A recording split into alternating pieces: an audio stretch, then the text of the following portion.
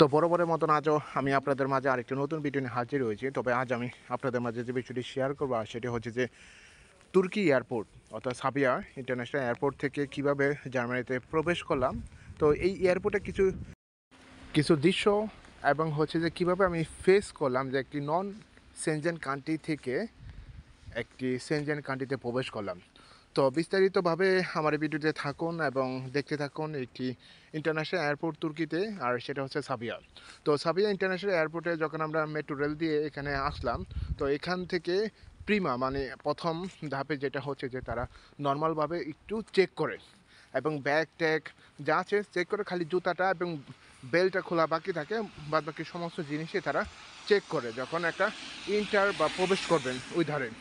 তো তারপরে এয়ারপোর্টে প্রবেশদ্বার রয়েছে, যেহেতু ইন্টারন্যাশনাল এয়ারপোর্ট এবং এখানে নন সেনজেন থেকে সেনজেনে প্রবেশ করবেন, তখন দেখবেন যে এখানে প্রচুর লোক আপনারা দেখতে পাবেন। সো আমি একটু কনফিউজ ছিলাম যে একটি নন সেনজেন থেকে কীভাবে সেনজেনে প্রবেশ করলাম। একটু ভিতরের দিকে একটু অন্যরকম ফিলিং ছিল যে আসলে কীটা সমস্যা হবে কিনা বা সমস্যার সম্মুখীনে পড়বো কিনা, এই ধরনের মানে প্রশ্নের মধ্যে ছিল। তো ইতিমধ্যে আমি এখানে প্রবেশ করলাম এবং দেখলাম আসলে প্রচুর লোক। এবং যখন আমি বোর্ডিং পাস করার জন্য গেলাম, অর্থাৎ যেহেতু আমাদের নর্মালভাবে যে সেনজেন কান্ট্রি থেকে যখন সেনজেনে প্রবেশ করবেন তখন অনলাইনে আপনার বোর্ডিং পাসটা পাবেন, কিন্তু নন সেনজেন থেকে সেনজেনে প্রবেশ করলে আপনার বোর্ডিং পাসটা অনলাইনে পাবেন না, আপনাকে কাউন্টার থেকে নিতে হবে। সো ইতিমধ্যে আমি কাউন্টার থেকে বোর্ডিং পাসটা নিয়েছি। অনেক কষ্ট বলতে কি প্রায় আধা ঘন্টা থেকে 40 মিনিটের উপর আমি লাইনে দাঁড়িয়েছিলাম। এত লোক, মানে রাউন্ডিংভাবে খালি লোক আর লোক। তো এই যে একটা ফ্লাইটে যে কারণে তারা যে কোনো প্রচুর লোক, যেটা কী বলবো, আমি যে জার্মানি তারা ফ্লাইট করবে শুধু তা না, অন্যান্য দেশের ফ্লাইটগুলো রয়েছে। তো সমস্ত বাধা বিঘ্ন করে এবং এয়ারপোর্টে কিছুটা ঝামেলা হয়েছিল বলতে আমি যেহেতু থার্ড কান্ট্রি ন্যাশনালিটি একজন ব্যক্তি এবং আমার পাসপোর্ট বাংলাদেশে, তো এখানে কিছুটা প্রশ্নের সম্মুখীন হয়েছিল।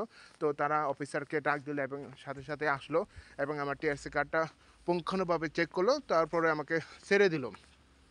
তারপর চপ দিয়ে আমাকে ছেড়ে দিল। কিন্তু দেখেন আমি এয়ারপোর্টে থেকে ইমিগ্রেশন ক্রস করে আমি সেই বাস দিয়ে এই প্লেনে ওঠার জন্য চেষ্টা করতেছি। ইতিমধ্যে দেখতেছেন আমার পিছনে এবং পাশে অনেক লোক তারা কিউ আপ করে রয়েছে এবং অবশেষে আমরা প্লেনে উঠলাম, অর্থাৎ প্লেনের ভিতরে ঢুকলাম। প্লেনের ভিতরে ঢোকার মধ্যে দেখলাম যে আসলে প্রচুর লোক দেখি, যে এত লোক তারা জার্মানিতে প্রবেশ করবে আমি কল্পনা করতে পারি না। বিশাল বড় এই চ্যালেঞ্জ আসলে সাধারণত কয়েক ক্যাটাগরি রয়েছে, একটা বড় থাকে এবং ছোটো থাকে। তবে তুর্কি থেকে যেটা এটা অনেকটা বড়। নর্মালিভাবে আগেও যখন আমরা ফ্লাই করতাম এই ইয়াস থেকে গেতাম সেনজেনে, ইটালি, মিলান, এখানে ছোটোটা ছিল। তো এখানে যে দেখলাম আসলে বিশাল বড়। তো অনেক লোক বা প্যাসেঞ্জার যেটাকে বলো। তো আমরা সমস্ত কিছু কমপ্লিট করে এবং অপেক্ষা রয়েছি যে রানওয়ে হওয়ার জন্য। এখন প্লেনটা রানওয়ে হয়ে উপরের দিকে উঠবে।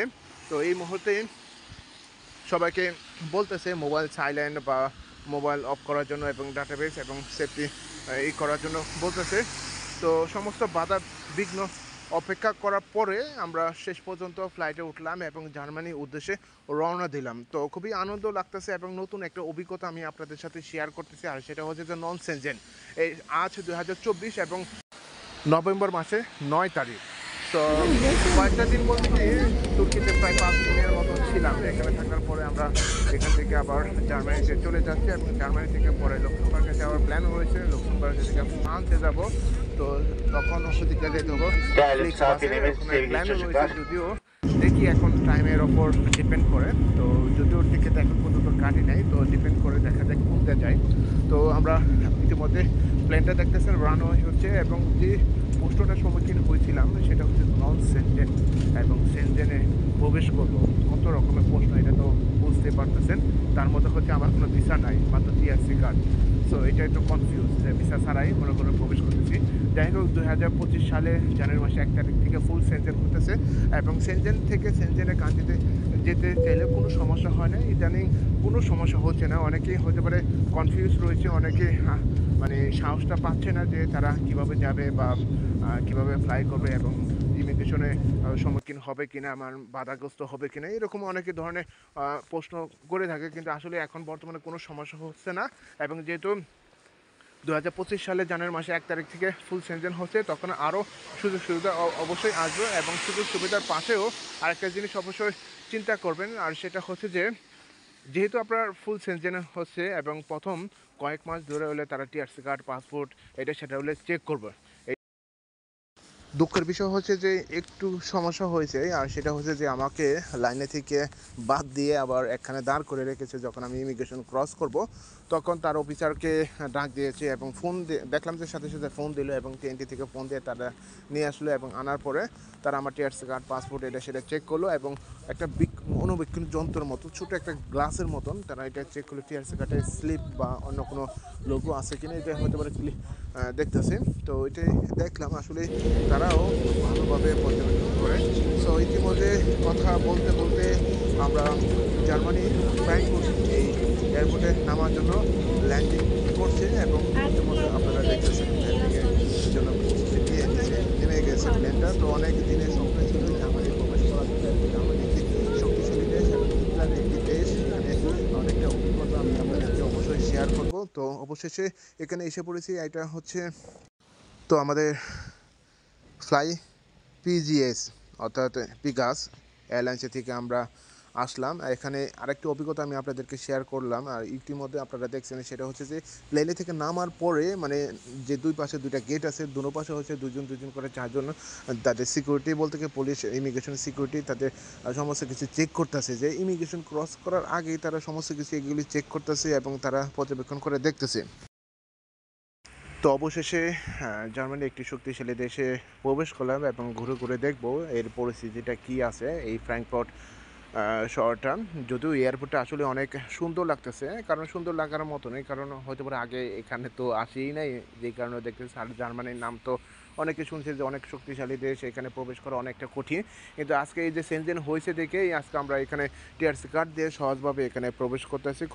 খুবই ভালো লাগতেছে। এবং এয়ারপোর্টে ইমিগ্রেশন একটু ঝামেলা করছিল এখানেও। তো এই জার্মানি ফ্র্যাঙ্কফুর্ট এয়ারপোর্টেও এখানে আমার টিআরসি কার্ড, পাসপোর্ট, এটা সেটা ভালোভাবে চেক করতেছে এবং সমস্ত কিছু ইনভেস্টিগেশন করতেছে, যেটা আসলে যাদের কর্তব্য তারাই ওইটা ঠিকঠাকভাবে করতেছে। তো এটা হচ্ছে ফ্রাঙ্কফুর্ট এই এয়ারপোর্ট, এবং বিশাল বড় এই এয়ারপোর্টে এক প্রান্ত থেকে আরেক প্রান্তে আপনি বুঝবেন না যে কোথায় কী আছে। তারপর নিচে যে একটা ট্রেন স্টেশন আসে, আসলে আমি ঘুরতে ঘুরতে শেষ হয়ে গেছে যে আমি ট্রেন স্টেশন খুঁজেই পাই না। আরও নিচে করতে করতে অনেক দূরে চলে গেছি।